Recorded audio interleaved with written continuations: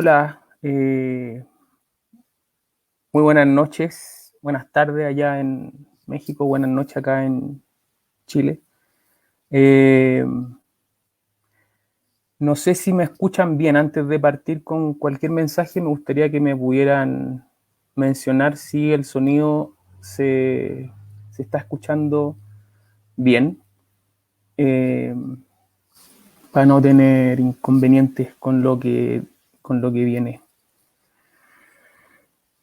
Eh, Súper, se escucha todo bien entonces.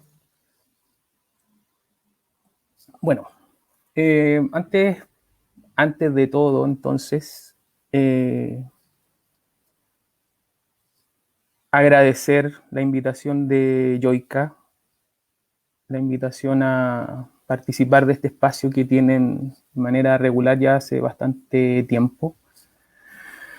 Y tal como decía el afiche que ellos diseñaron para publicar este encuentro, el tema principal del que vamos a intentar hacer una reflexión, eh, es el de la peste. ¿Sí? Hay una frase muy conocida, supuestamente dicha por Freud a Jung, en donde él plantea la idea de que el psicoanálisis es como una especie de peste que viene a trastocar ciertas creencias, digamos, de la cultura.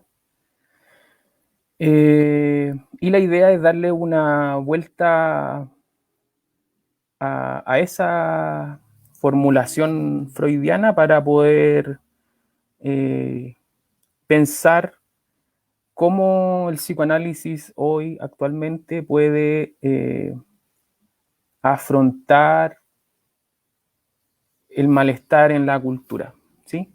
Y especialmente pensando en el contexto amplio, más amplio, digamos, que es América Latina, y específicamente en lo que es el contexto chileno, a propósito también de lo ocurrido en octubre pasado, con el tema de las manifestaciones, el llamado estallido social. ¿Sí? Esa es como la idea, a propósito de toda una serie de problemáticas que han venido ocurriendo en este año. Es que la pregunta inicial podríamos plantearla como qué es lo que puede decir el psicoanálisis y cuál es el rol que asume en el terreno de lo sociopolítico a propósito del malestar en la cultura. Entonces, vamos a, vamos a partir. Bueno, partir diciendo que la influencia freudiana es innegable. Quizás sea el pensamiento que más ha incidido en la subjetividad occidental del siglo XX, surgido como una teoría de la mente y como una práctica clínica en el campo de las neurosis. Sus postulados teóricos son tan vastos y abarcan temáticas tan diversas que posibilitan reflexiones en las distintas facetas de la cultura, logrando con esto que fuera rápidamente apropiado por diversos públicos en distintas partes del mundo. Fue así como el psicoanálisis trasciende al propio Freud y a la Viena de la que surge, convirtiéndose en un sistema de creencias articuladas que comienza a circular, habilitando novedosas interpretaciones de fenómenos de todo tipo. Sus aspectos teóricos son tomados y asoman en distintas manifestaciones artísticas, permitiendo repensar, por ejemplo, la psiquiatría y las relaciones con el poder. También el chiste y los sueños fueron repensados y así un largo etcétera, lo que da cuenta de su potencial para ser incorporado en la cultura e influir en ella. Es en este sentido, tal y como afirma Beckett, que Freud no solo ha estimulado y enriquecido a la ciencia médica, sino también a las representaciones de artistas y pastores de almas, historiadores y educadores. Es decir, que este reconocimiento no es tanto por su propuesta clínica, sino más bien porque a la luz de su formulación del inconsciente operó una transformación radical en la concepción occidental del ser humano. En parte, entonces, la peste freudiana se trata de este impacto en la cultura y se trata también de la transformación consecuente en la concepción de ser humano que de ahí se desprende. ¿Cuándo surge entonces la idea de la peste? Según Rudinesco, Freud nunca lo dijo. Según Lacan, él mismo la escuchó de Jung. Sea como fuere, el acontecimiento está fechado en 1909, cuando Freud viaja a dictar unas conferencias en la Clark University, invitado por Stanley Hall. Así, antes de llegar a puerto le habría dicho a Jung: no saben que les traemos la peste, como si el psicoanálisis fuera una especie de peste revolucionaria que permite pensar que desde los comienzos el discurso psicoanalítico es portador de un rasgo subversivo, de los elementos que le son propios a la cultura.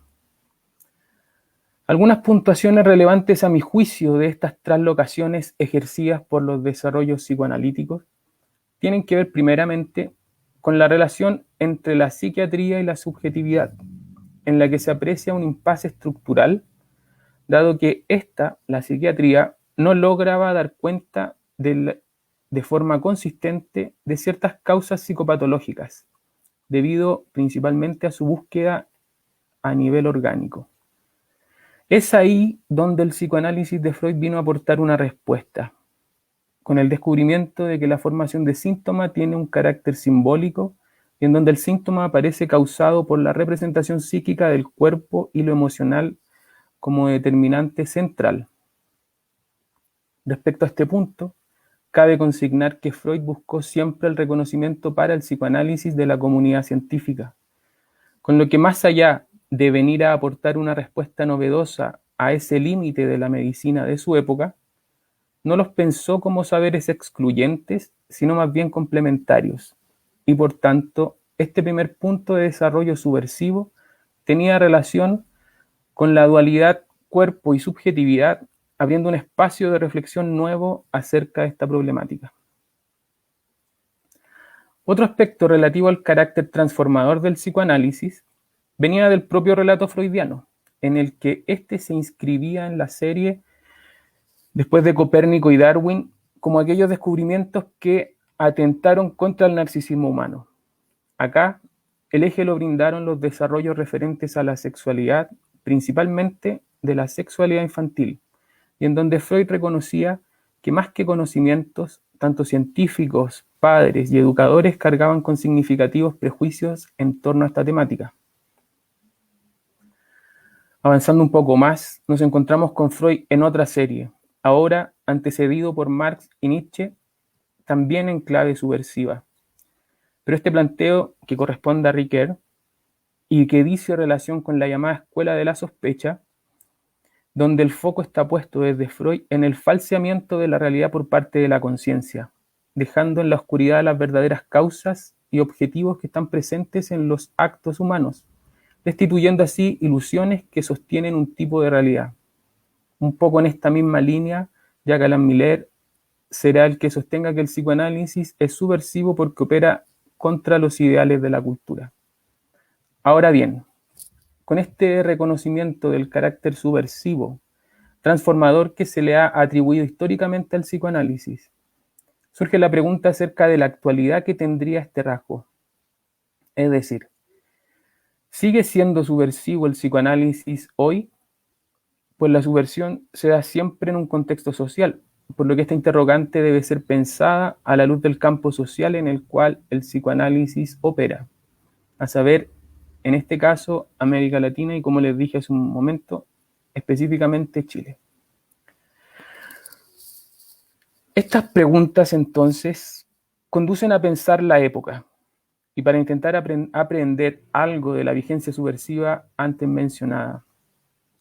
Parto señalando que la época no está pensada acá en términos cronológicos, lo que puede llevar a considerarla como un todo homogéneo que avanza sucesivamente. Más bien, acá considero la época en los términos de Foucault, es decir, un cierto recorte en el que existe un discurso predominante que tiene efectos en la subjetividad y que proporciona características que la diferencian de la anterior y de otras. En este sentido, en determinada época pueden convivir una serie de discursos, algunos de ellos contrapuestos al dominante. A este respecto, voces desde el psicoanálisis ya plantean que la época actual presenta características distintas, es decir, se evidencia un cambio en la subjetividad, en los modos de gozar, se habla incluso de nuevas patologías como las psicosis ordinarias, etc. Cambios que tendrían relación con el atravesamiento de ciertos periodos críticos como las guerras, y así también esta subjetividad estaría marcada por la expansión del discurso capitalista, y en este sentido parece claro que el psicoanálisis sí nace en otra época y no es solo en otro contexto. Por otra parte, estos discursos se despliegan en un campo determinado, a saber, el espacio que habitamos. Siguiendo en esto a Donald Winnicott, es posible pensar que este espacio no es ni un afuera objetivo, ni tampoco un adentro subjetivo solamente, sino que esta realidad se encuentra en un campo intermedio, de experiencias comunes. Es decir, que el espacio en el que los discursos operan, incidiendo en nuestra subjetividad, es el terreno propio de lo político, ese terreno de lo común y que en términos lacanianos podríamos pensar como aquella extimidad que le es propia a la topología que imprime el predominio del lenguaje en la constitución de nuestra experiencia.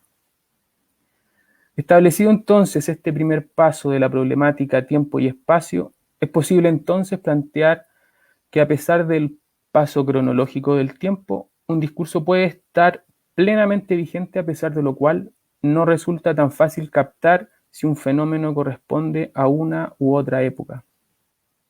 Es en este sentido que Lacan plantea en el 53 que mejor pues que renuncie quien no pueda unir a su horizonte la subjetividad de su época, que conozca bien la espira a la que su época lo arrastra en la obra continuada de Babel, y que sepa su función de intérprete en la discordia de los lenguajes.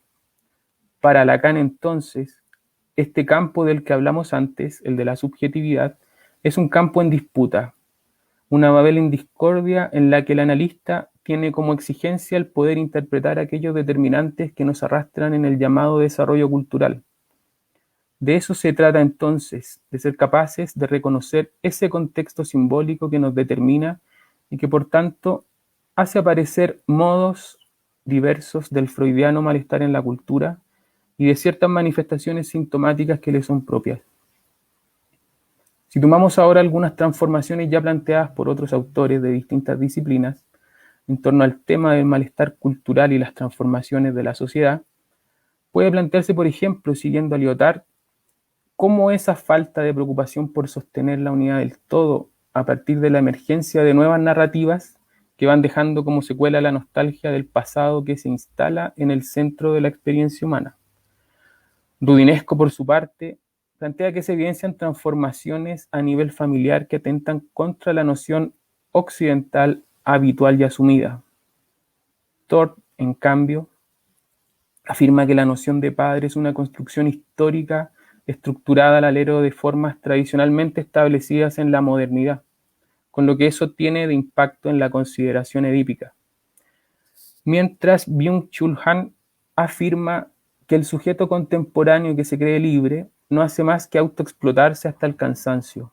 También Bauman afirmará que lo que caracteriza nuestra actualidad presenta las características de lo líquido, con lo que la posibilidad de un cambio de época, que fue desde donde partimos, desde el surgimiento del psicoanálisis hasta el día de hoy, pareciera más una constatación.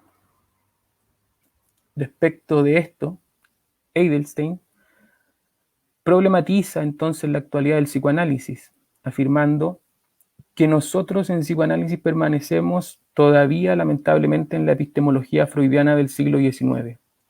Es decir, padecemos de más de 110 años de atraso en conceptos epistémicos y epistemológicos. Estamos notablemente atrasados.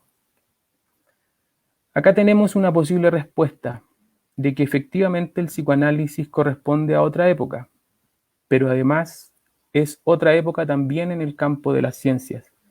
Y el tono de lamento que aplica el autor da cuenta de que los efectos para él de este retraso son perjudiciales para el desarrollo del psicoanálisis. Por lo que pensar lo subversivo en el psicoanálisis, o más bien del discurso psicoanalítico, deberá además interrogar la epistemología freudiana, es decir, las bases que sustentan la práctica clínica. Ahora, lo cierto es que hasta acá tenemos no solo un cambio de época, sino también que en tanto efectos de discurso estas transformaciones apuntan a ese campo en donde la realidad humana se pone en juego y que además denominamos espacio común, haciendo referencia a eso que es propio de lo político, es decir, el campo de lo social.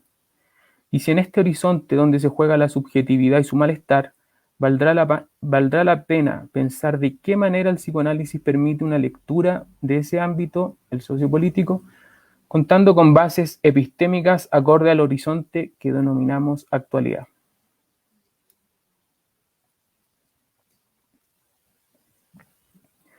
Ahora vamos a hablar un poquito de lo social y de lo político en el psicoanálisis. Y lo primero que se puede decir es que el inconsciente freudiano es interno, coherente con el modelo del huevo psíquico y en el que el determinante principal es de carácter sexual, presente desde el comienzo de la vida en la triangulación edípica. Este predominio del Edipo en la obra freudiana sugiere que independiente del tiempo, de la época o del contexto, la clave de lectura del inconsciente no varía. Sin embargo, será el mismo Freud quien afirmará que la oposición entre la psicología individual y la psicología social o de masas, que a primera vista quizás nos parezca muy sustancial, pierde buena parte de su nitidez si se la considera más a fondo. La psicología individual es simultáneamente psicología social en este sentido más lato, pero enteramente legítimo. Lo interno no cambia, lo exterior sí, para Freud. El inconsciente es al mismo tiempo individual y social. El Edipo mismo no es sino la presencia intrapsíquica de una dinámica social.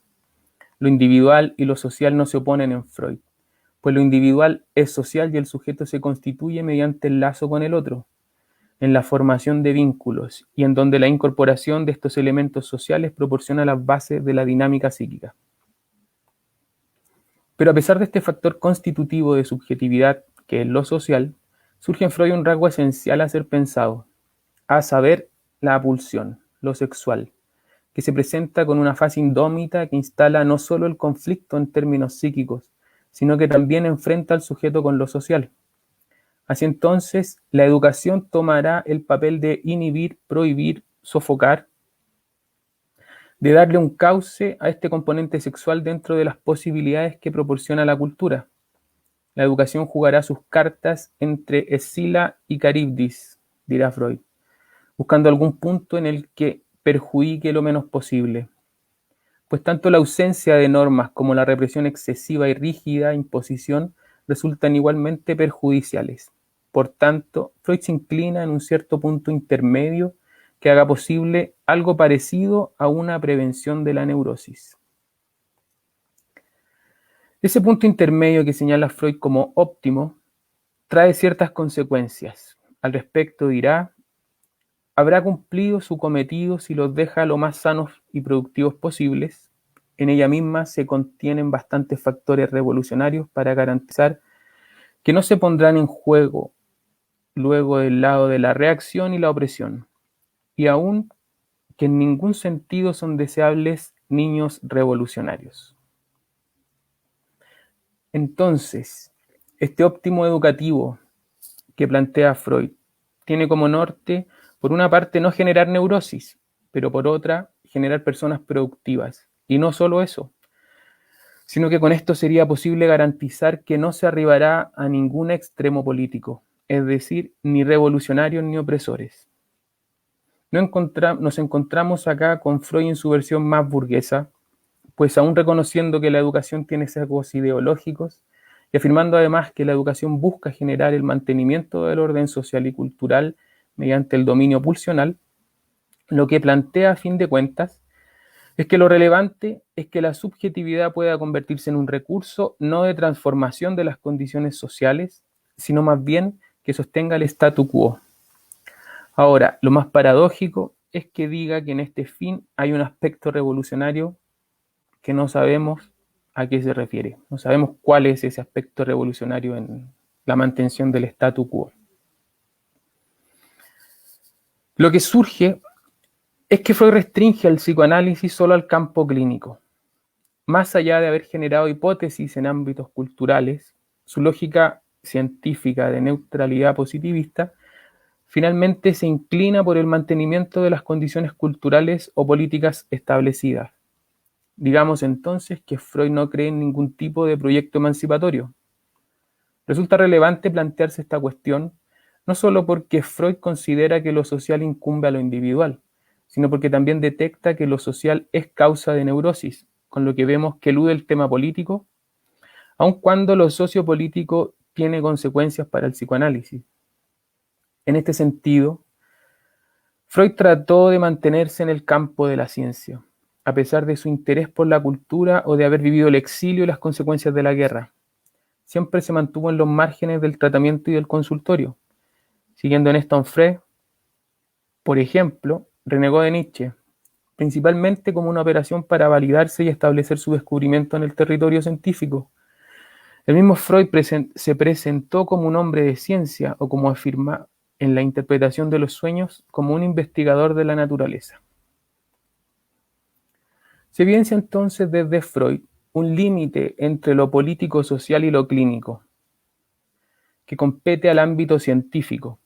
Pareciera coincidir con cierta reticencia de analistas a involucrarse en temas de esta índole, en tanto que tensiona cierto ideal de pureza clásica y que suele preservarse además con la indicación de neutralidad que se engancha con la abstinencia y el anonimato como garantías de cientificidad, para no contaminar ideológica, emocional y personalmente al analizante.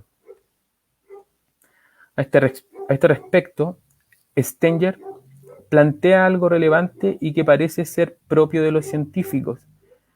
Y no es solo ese compromiso con la racionalidad, la objetividad y calculabilidad, sino que además se da algo particular, y es que no suelen protestar. Es decir, no se manifiestan en relación con aquello que les afecta directamente, mostrándose entonces muy distantes de esas dimensiones colectivas que suelen aparecer en el primer plano de una acción política. El compromiso del científico es con la ciencia. Entonces, en el marco del tratamiento, lo relevante es la ética que hace posible el acceso a ese espacio simbólico que denominamos el lugar del analista, y desde el que el psicoanálisis busca no influenciar en la libertad del analizante, operando en la neutralidad. Sin embargo, los efectos de una formación científica signada por este rasgo, que es la neutralidad, parece condicionar la acción del psicoanálisis en tanto discurso. En otro campo más amplio, que es donde se ponen en juego los discursos en su vertiente sociopolítica. El dispositivo psicoanalítico entonces deja fuera los determinantes sociopolíticos, estableciendo con el contrato analítico o encuadre los medios necesarios para la aparición del inconsciente, imponiendo su suspensión de la realidad, una neutralización de lo que en la existencia ordinaria jamás es neutral, como si fuese requisito la suspensión, la exclusión, la puesta entre paréntesis de los determinantes sociales para que pueda advenir entonces la realidad del inconsciente. En palabras del mismo Castell, la neutralidad analítica como exigencia técnica permite al psicoanalista no pensar en la sociedad, remitiéndolo a su propio análisis, y entonces, si no se respeta correctamente esta regla, se arriesga a la crítica de la falta de análisis. El alcance del psicoanálisis en ambos contextos es diverso, pues el consultorio suele estar disponible para una muy acotada cantidad de personas, que además cuenten con los recursos económicos para iniciar un análisis, agregando así la problemática de la clase social. Sin embargo, es en este espacio donde suele pensarse la práctica analítica en su extrema pureza, y cualquier intento de pensarlo por fuera de este dispositivo suele adquirir cierta connotación de degradación, es decir, psicoanálisis aplicado o psicoterapia. Con lo cual es pensable que la idea de pureza actúa muy asociado por demás a la lógica de la institución como guardianes de la escena psicoanalítica, como una resistencia, pero una resistencia del psicoanálisis, y como una de las consecuencias de esto, el psicoanálisis se va aislando cada vez más del espectro de lo público. Es este elemento el que se encuentra en la base de las históricas divisiones de sociedades.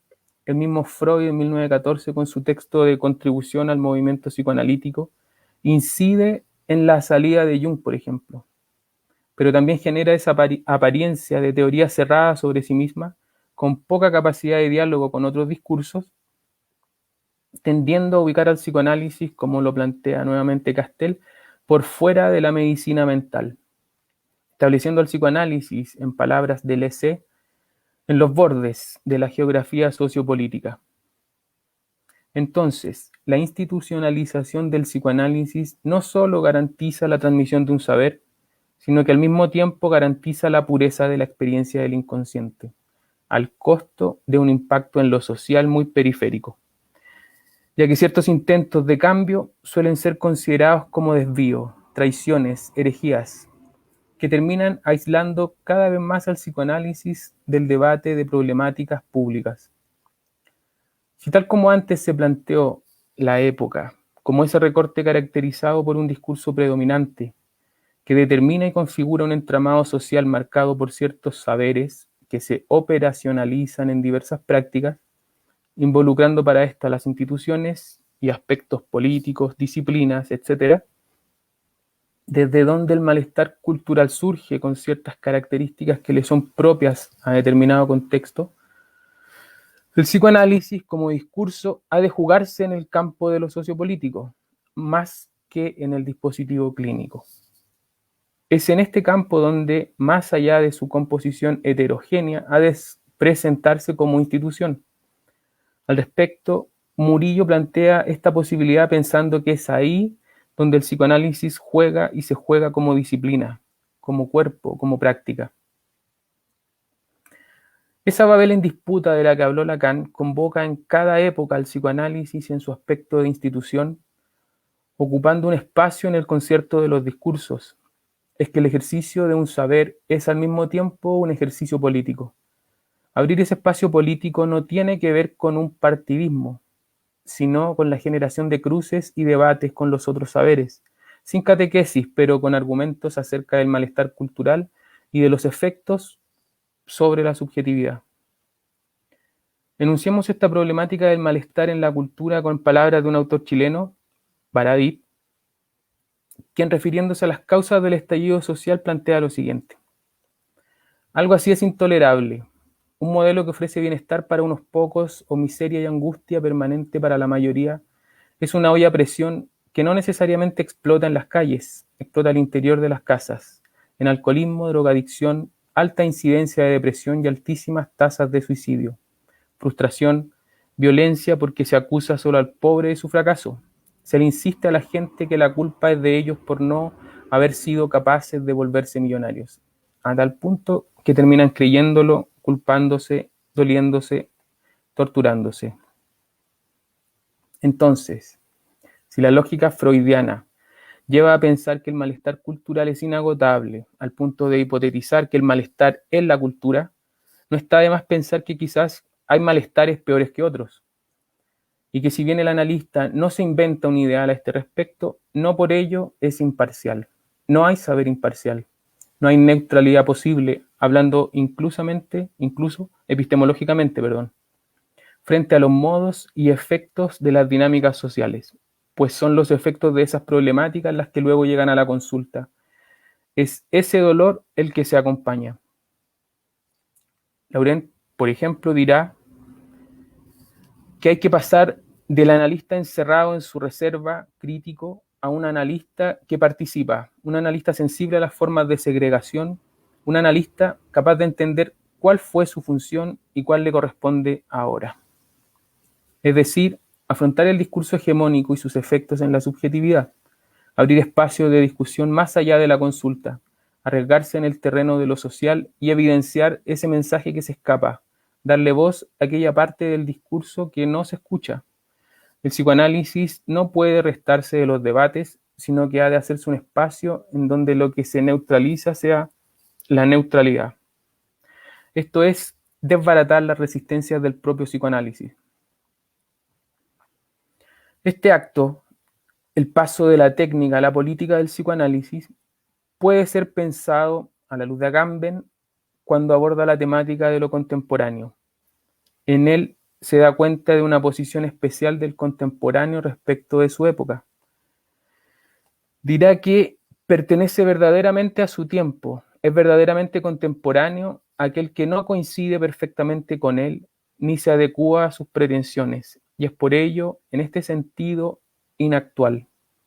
Pero, justamente por esta razón, a través de ese desvío y este anacronismo, él es capaz, más que el resto, de percibir y aferrar su tiempo.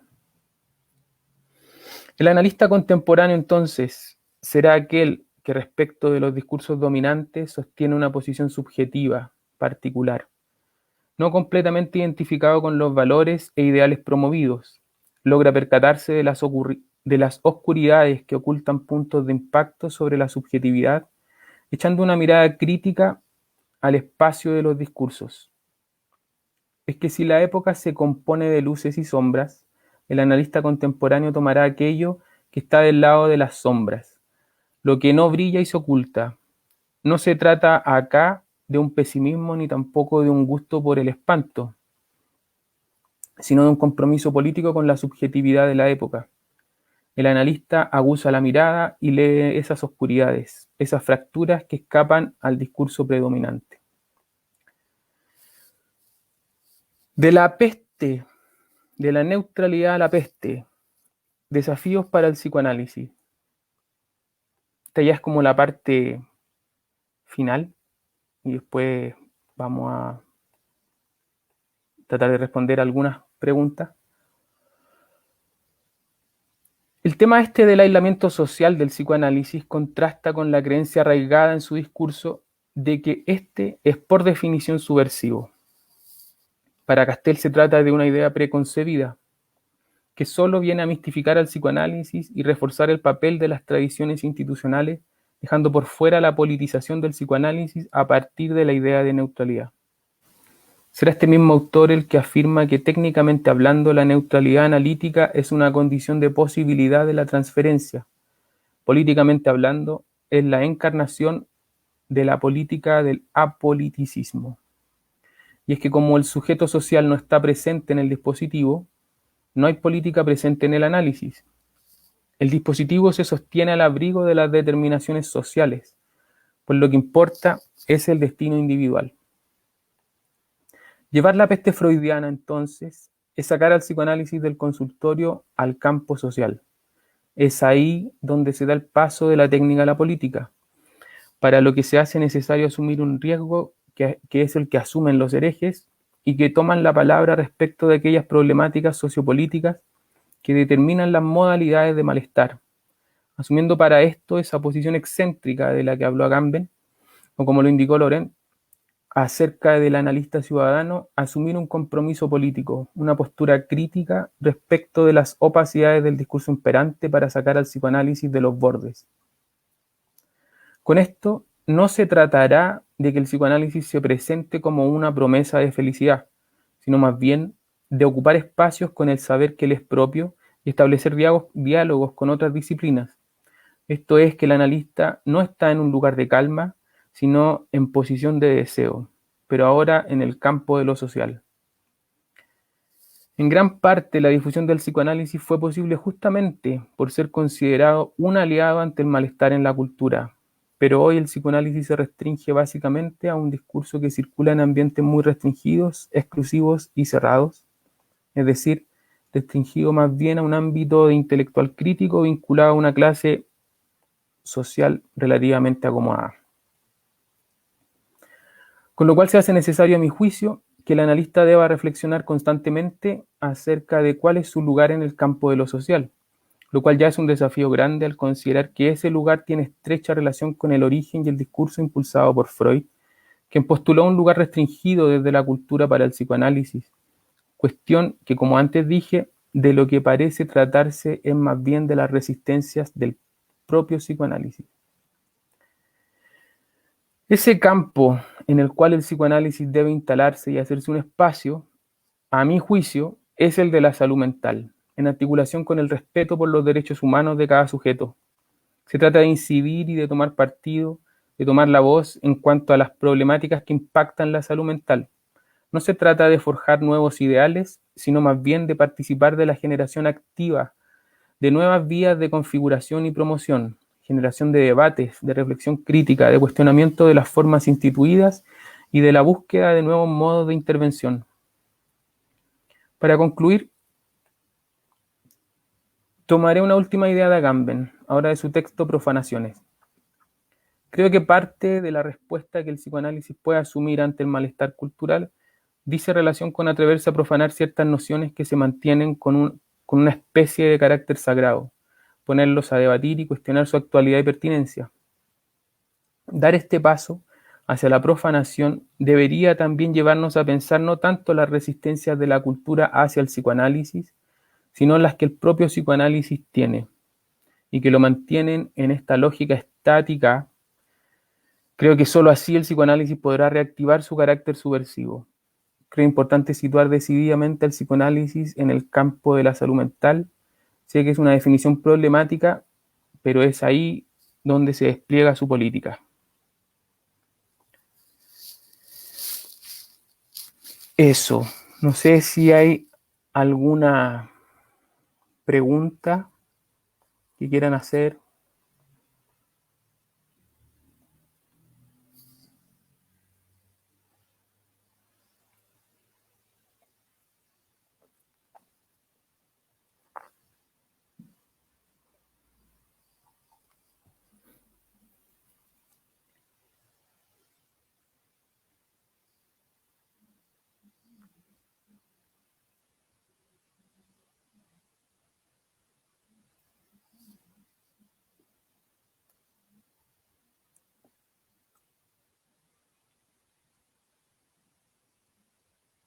¿No?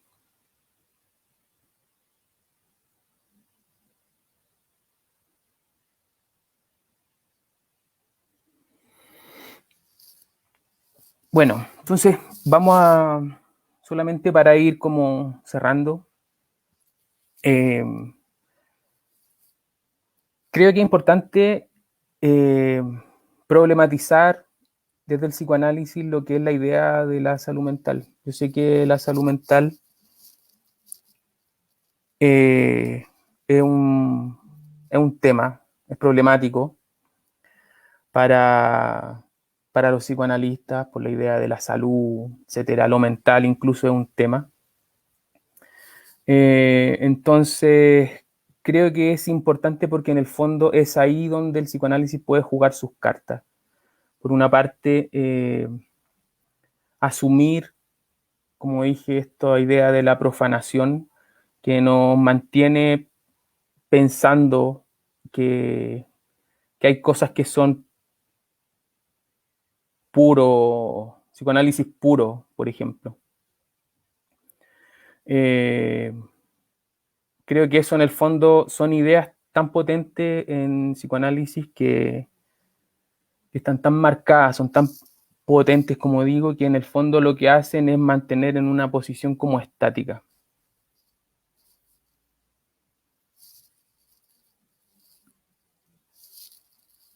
Bueno, acá hay una pregunta.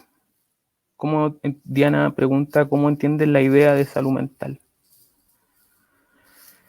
Bueno, yo insisto, la idea no se trata de forjar un nuevo ideal de nada, pero sí creo, estoy pensando en la salud mental como, acá en Chile al menos, la salud mental se entiende como aquellas cosas o aquellas disciplinas que están vinculadas al bienestar psicológico principalmente. Y creo que el psicoanálisis se ha restado voluntariamente o no, no lo sé, pero no ha estado presente en debate. Yo creo que el psicoanálisis tiene cosas que decir sobre la infancia, tiene cosas que decir acerca de la salud, tiene cosas que decir sobre muchos temas, la familia. Sin embargo, cuando en políticas, por ejemplo, en políticas públicas, el psicoanálisis no está presente. Lo que está presente principalmente tiene que ver con cognitivo-conductual, familiar. Entonces, más allá de que la salud mental poder darte una definición, creo que estoy pensando la salud mental como campo en donde el psicoanálisis no está presente y creo que tiene cosas que decir. Espero que poder respondido a tu pregunta. Si el psicoanálisis, Raúl pregunta, si el psicoanálisis tiene un discurso capitalista, yo creo que en parte sí. Creo que en parte sí, porque hay elementos de clase, como dije también en algún momento de la presentación, en donde la formación del psicoanalista, la atención psicoanalítica, requieren requieren de alguna manera como económicamente un gran poder adquisitivo, en este sentido en Chile al menos, por una parte. Por otra parte, siento que el psicoanálisis de alguna u otra manera creo que tiende también a reforzar la idea del individuo, no del sujeto como lo piensa Lacan, sino como individuo, como que hay algo específico, esencial, característico, que es tuyo, que es propio. Y creo que de alguna u otra manera, si tú asocias eso con la lógica de la neutralidad que antes veníamos hablando, lo que resulta, y esto lo plantea Castel en su texto, que es el texto del psicoanalismo, donde saqué algunas citas, lo que él plantea es que efectivamente el paso por el diván no necesariamente genera a alguien subversivo, ¿sí? Entonces creo que hay cosas que pensar, creo que hay cosas que darle vuelta. Oscar plantea cuál es la relevancia de tu juicio que ha tenido el psicoanálisis en el contexto chileno. Bueno, creo que el psicoanálisis en Chile ha cumplido varias cosas interesantes, varios papeles interesantes. Creo que hay una historia que es la oficial, es decir, la que las instituciones desarrollan, y creo que hay otra historia que acá Mariano Ruperto, un historiador, un psicoanalista chileno, ha desarrollado, ha investigado esta cosa. Hay como otra capa, otra parte de la cultura que se ha visto influenciada, y creo que las palabras del psicoanálisis están por todos lados, las ideas del psicoanálisis, ahora los modos de empleo de eso, no lo sé. Creo que de alguna u otra manera ha estado o estuvo presente en los debates a comienzos de siglo pasado.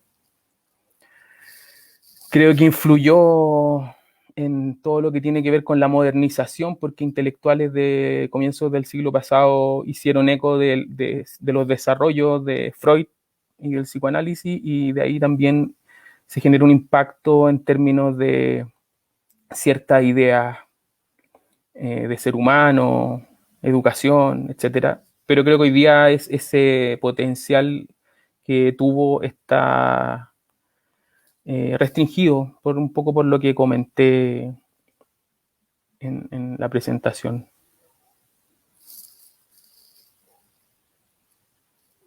Sí. Bueno, a propósito de lo que dice Jaime también ahí plantea que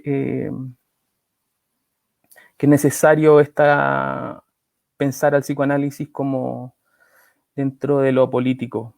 Yo creo que sí, creo que no es excluyente lo político de lo clínico, pero creo que el tal como se ha pensado lo clínico, tal como está pensado principalmente por Freud, eh, tiene un poco estas consecuencias, que es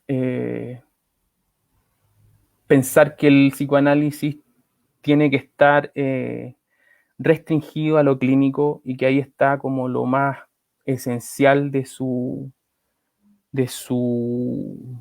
potencial, digamos, descuidando todas las otras cosas que en el fondo son las que generan el malestar en la cultura. Entonces yo creo que si bien no son excluyentes, siento que por influencia principalmente de la teoría, digamos, más clásica, ha quedado restringida y relegada a debates institucionales principalmente, pero no ha sido vista o actualmente siento yo que no es vista en lo social como, como una institución, ¿sí? No es entendida como un discurso, digamos, que con el a quien hay que remitirse para debatir. Creo que no está pasando por ahí.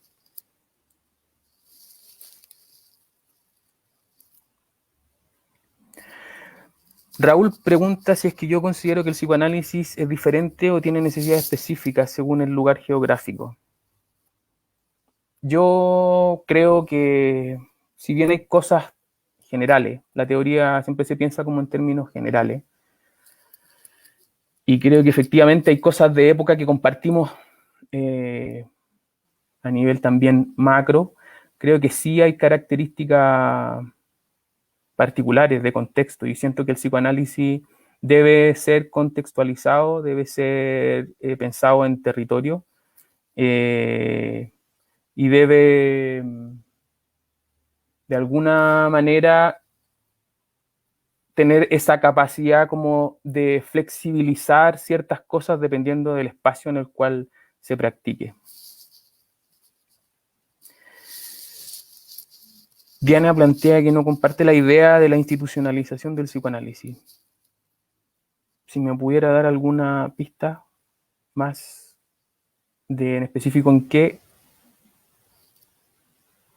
es lo que no comparte.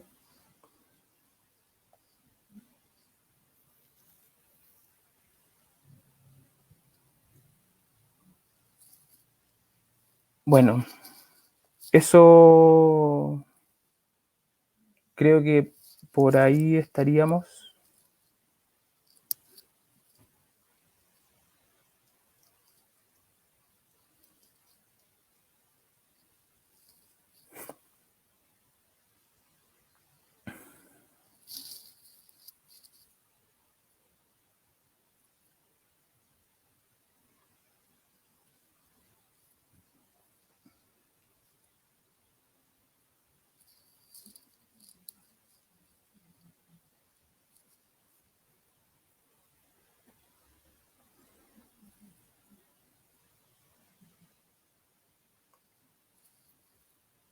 Bueno, muchas gracias nuevamente a todos los que estuvieron participando. Gracias por sus preguntas. Gracias también a Yoika, porque eh, creo que esto que hace Yoika un poco tiene que ver con lo que traté también de argumentar. Y es que la psicoanálisis pensaba que había un montón de cosas que no se podían hacer, como atender, como que el diván y las cosas, la consulta, y de alguna u otra manera la pandemia nos pone en una situación que nos hace repensar. Creo que lo importante está entonces en ir constantemente repensando la práctica para buscar aquellas